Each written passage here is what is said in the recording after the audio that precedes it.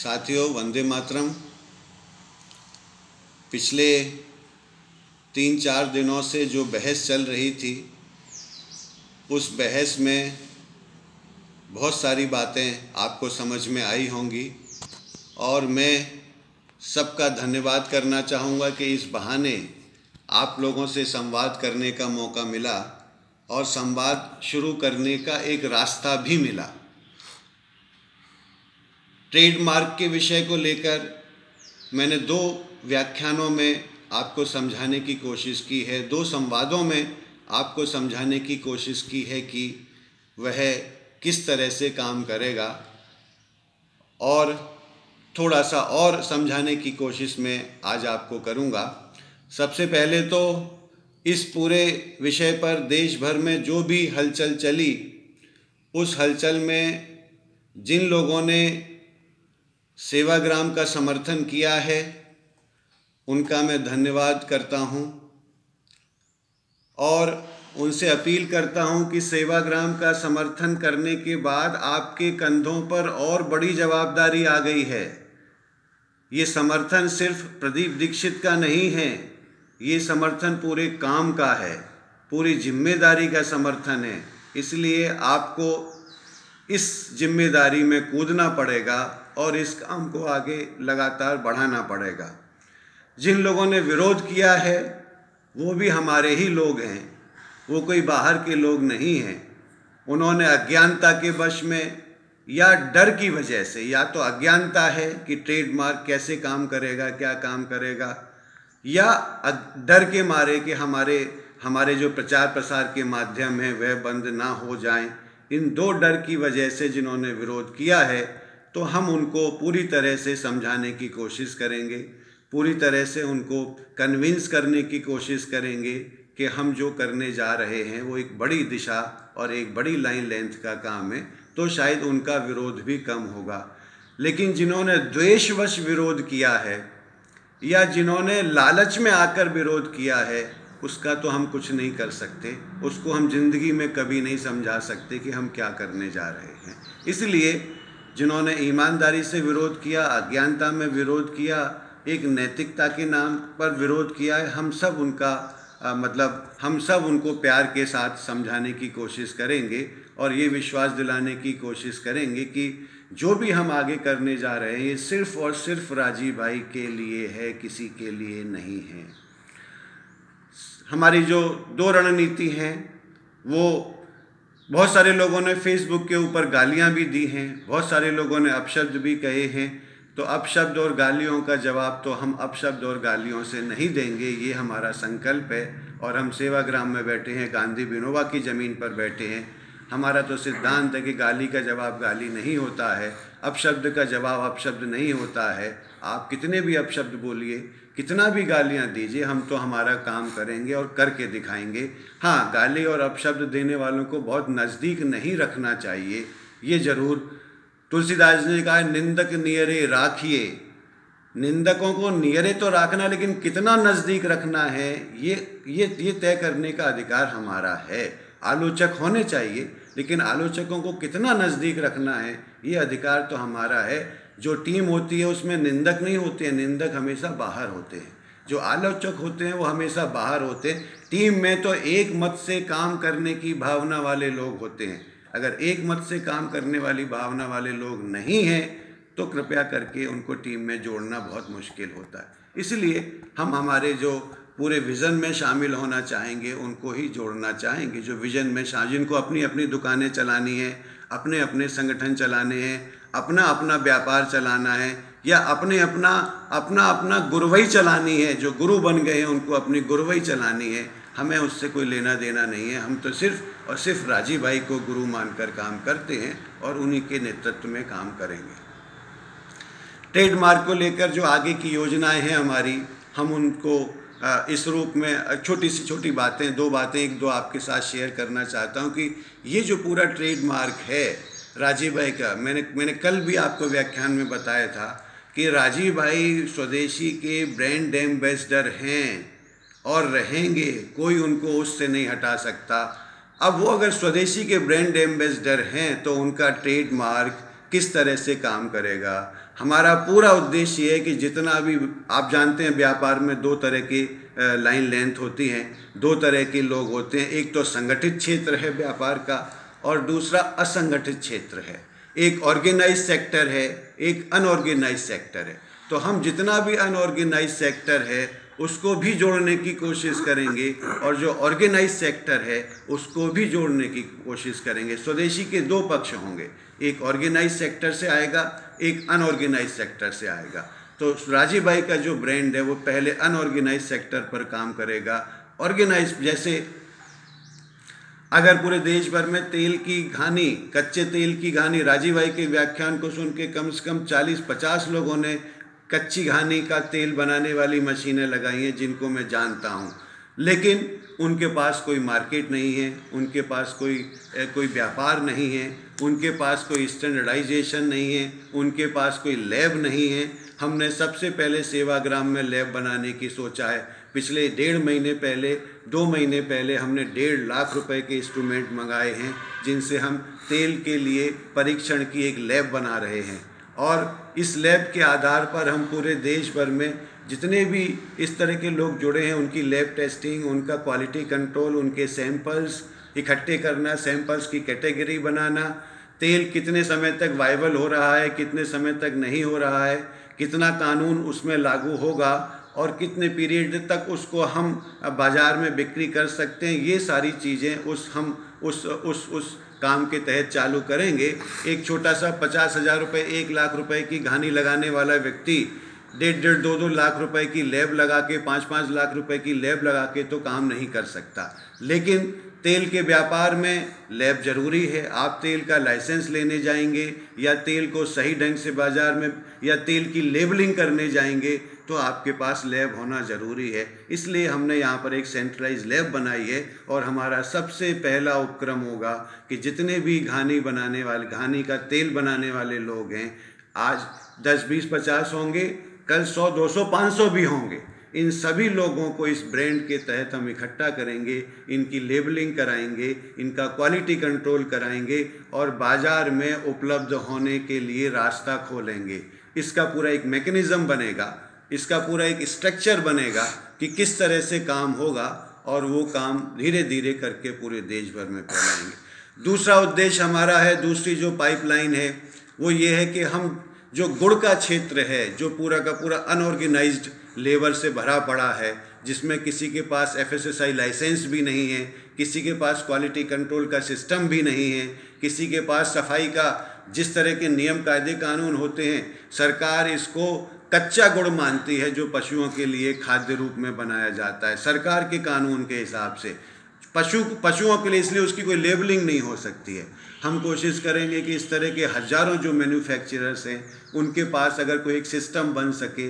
आज वो लोहे की कढ़ाई में बनाते हैं, कल को स्टील की कढ़ाई में बनाने लगें, जहाँ की सरकार बोलती है कि 316 ग्रेड के SS में नहीं, 316 ग्रेड का जो SS होगा उसके ही इंस्ट्रूमेंट यूज़ करने हैं। तो जो भी इस तरह के कहाँ पर उनको हम मदद कर सकते हैं, उनकी क्वालिटी कंट्रोल में कहाँ तक मदद कर सकते हैं, उनको सुधारने में, उनकी मैन्युफैक्चरिंग यूनिट को सुधारने में, इन सब का हम काम करके गुड़ का जो पूरी लॉबी है देश भर में जो अनऑर्गेनाइज सेक्टर में काम करती है उसको भी एक बड़ा बाज़ार उपलब्ध कराना चाहेंगे। और ये काम भी राजीव भाई के ब्रांड एम्बेसडर, राजीव भाई ब्रांड एम्बेसडर हैं, उस रूप में ही आगे होगा। जो उत्पादक हैं उनका अच्छा सुधार और जो उपभोक्ता हैं उनके पास अच्छा सामान, इस तरह की योजना हम इस पूरे अभियान में लेकर चलना चाहते हैं और इसको आगे बढ़ाना चाहते हैं।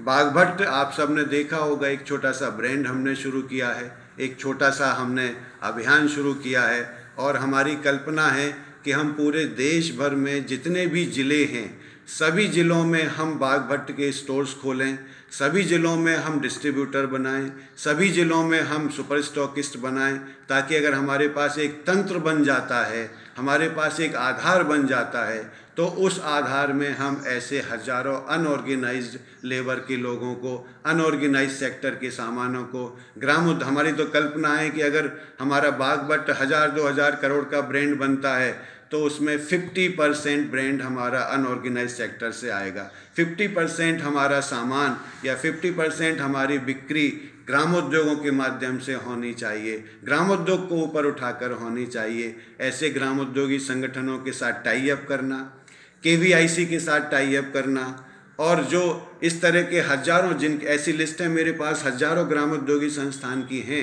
जो कुछ बनाता है, कोई शहद बनाता है, कोई जैगरी बनाता है, कोई कुछ बनाता है। इन सब लोगों के लिए हम एक बहुत बड़ा विकल्प खड़ा करना चाहते हैं, इसीलिए हम ये ब्रांड रजिस्टर्ड करवा रहे हैं और इसी के लिए हम इन चीज़ों को, लेकिन ये काम मैं अकेले नहीं कर सकता, मुझे बहुत एक्सपर्ट चाहिए।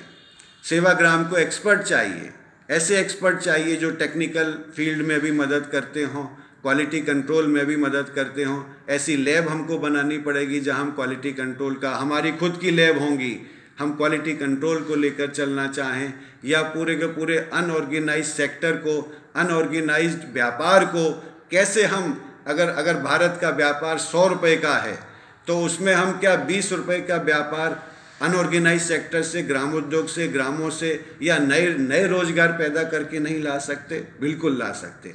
ये सारा अभियान हम इस ब्रांड के तहत करना चाहेंगे।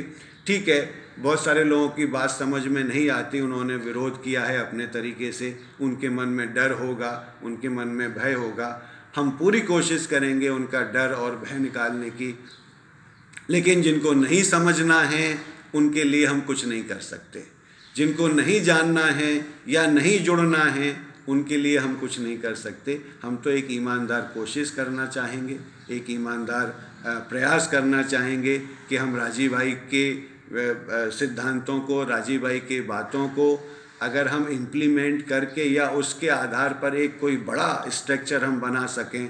शायद मैं तो मानता हूँ कि एक बहुत बड़ी क्रांति जब होती है, या स्वदेशी की क्रांति हम जो करना चाहते हैं, उसके लिए आर्थिक स्ट्रक्चर भी चाहिए, उसके लिए आर्थिक ढांचे भी चाहिए, वैचारिक ढांचे भी चाहिए और कार्यकर्ता भी चाहिए। इन तीनों के बिना कुछ नहीं होता। आपके पास सिर्फ विचार है और कार्यकर्ता हैं और आर्थिक उपक्रम नहीं है तो भी नहीं होता। आंदोलन हो जाते हैं 2-2, 4-4 दिन के, 5-5 दिन के, 10-10 दिन के, कि हमने 10 दिन तक कोई आंदोलन किया फिर वापस घर बैठ गए, 10 दिन तक आंदोलन किया फिर वापस। लेकिन अगर आपको 10-10, 20-20 साल लड़ाइयाँ लड़नी पड़ती हैं, आपको अपना एक सिस्टम खड़ा करना पड़ता है, तो उसमें आर्थिक उपक्रम तो खड़े करने पड़ेंगे। हजारों कार्यकर्ताओं को खड़ा करना पड़ेगा जो उसमें जीवन जीते होंगे, जो उनके लिए काम करते होंगे, तब जाके। मैं बार बार फिर से एक उदाहरण आपको यही देना चाहता हूँ कि गांधी जी की लड़ाई का सबसे बड़ा मूल मंत्र था उनकी खादी।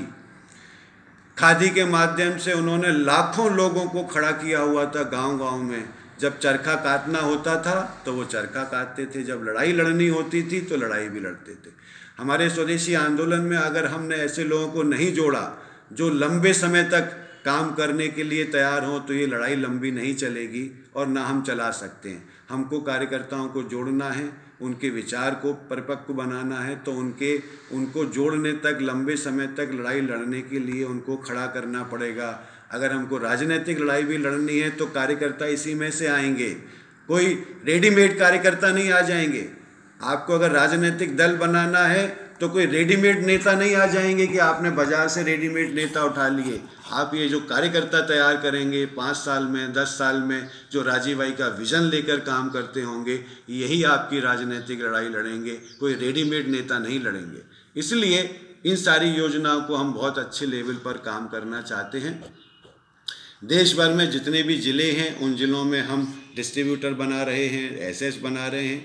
अपने में से कोई बनना चाहे तो बहुत अच्छा है, नहीं तो बाज़ार में जो व्यापारिक रूप से जुड़ना चाहते हैं हमें उनका ही स्वागत करना पड़ता है। हमारे विचार से जुड़े हुए लोग हमारे साथ जुड़ेंगे तो हम उनकी मदद करेंगे और वो हमारी मदद करेंगे, क्योंकि हम विचार के लिए जुड़ रहे हैं।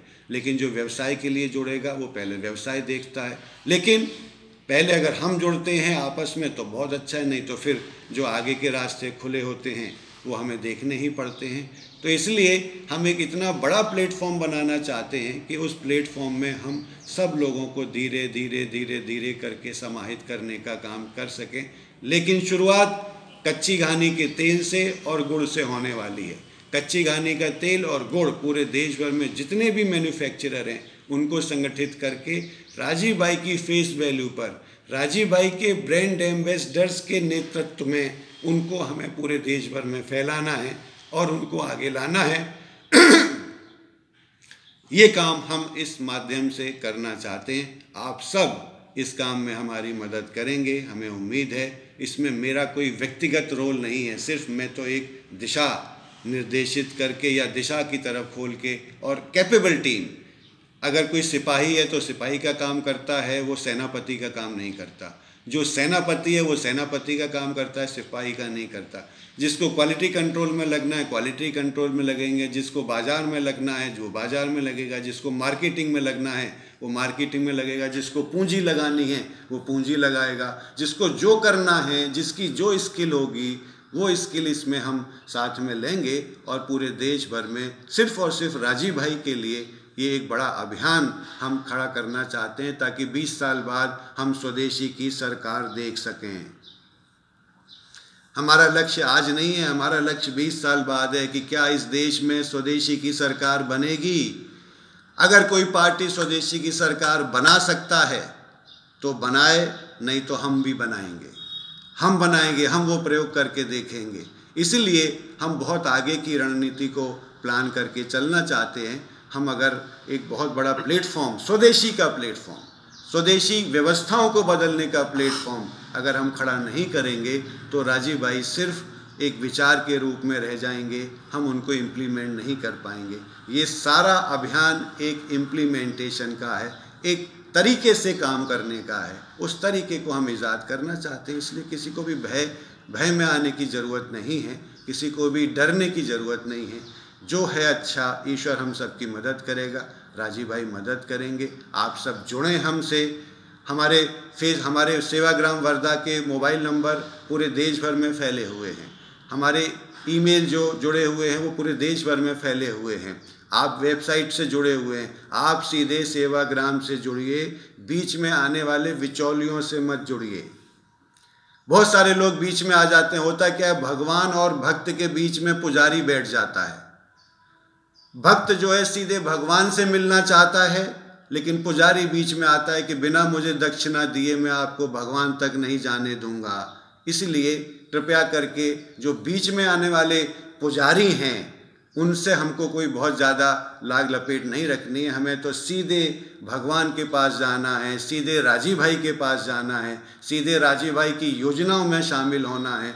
बीच में जितने भगवान हैं सब निकल जाएंगे और सारे भगवानों को हम किनारे कर देंगे। जिनको पुजारी बन के, माफ़ कीजिएगा, जो बीच में पुजारी लोग हैं, जिन्होंने पुजारी बन के जो अपनी अपनी दुकानें खोल रखी हैं, अपना अपना साम्राज्य खोल रखा है, जिनको राजीव भाई से कोई लेना देना नहीं है, राजीव भाई की फ़ोटो लगाएंगे और राजीव भाई के नाम पर अपनी चीज़ें डेवलप करेंगे। सेवाग्राम कभी ऐसा नहीं करेगा। सेवाग्राम राजीव भाई का अगर इस्तेमाल कर रहा है तो सिर्फ़ और सिर्फ राजीव भाई के लिए करेगा।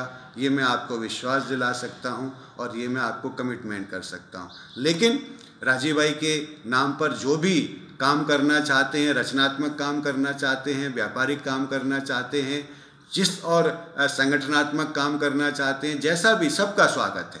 हम सबको एक दिशा में कोशिश करके आगे लेकर जाएंगे। उन सब का मैं स्वागत करता हूं। एक बार फिर से आपसे अपील करता हूं, डरने की ज़रूरत नहीं है, समझदारी से काम लेना है। जो लोग गालियां और निंदा करते हैं उनका स्वागत है, लेकिन हमें उनको जवाब देने की ज़रूरत नहीं है। गाली के जवाब हम गाली से नहीं देंगे, हम अपने विचार से देंगे। इसलिए मैं आप सबका धन्यवाद करता हूं कि आपने इस पूरे अभियान को या इस पूरे 2-3 दिन की बहस को समझने की कोशिश की है। जो ईमानदारी से समझ रहे हैं हम उनको समझाएंगे। हमारी छोटी टीम होगी, चलेगा, लेकिन हम इस लक्ष्य को छोड़ेंगे नहीं।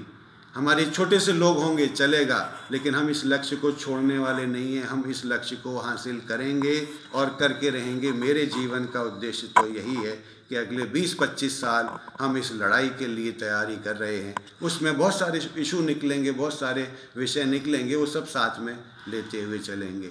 आप सबसे बहुत बहुत धन्यवाद कि आपने इस पूरी बहस को जिंदा रखा, इस पूरी बहस को एक अच्छे लेवल पर लेके आए और जो नहीं समझ पा रहे थे उनको हमने समझाने की कोशिश किया, हमको एक मौका दिया। बहुत बहुत धन्यवाद, बहुत बहुत आभार। आप जुड़ेंगे तो राजीव भाई आगे चलेंगे।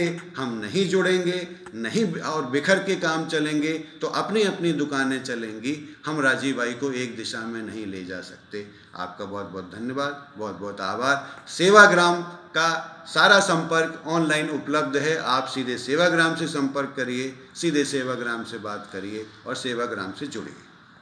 जय हिंद।